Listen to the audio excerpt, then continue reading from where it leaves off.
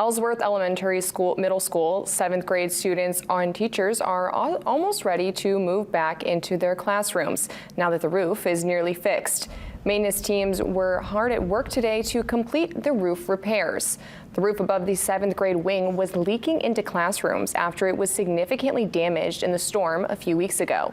Teachers and students moved to the school's innovation lab and rotated off-site locations during repairs, allowing them to still attend school, get breakfast and lunch, and see classmates after their holiday break.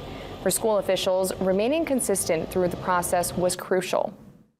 Most students have working parents, and if we have to keep kids home, that puts additional stress on families, which we did not want to do.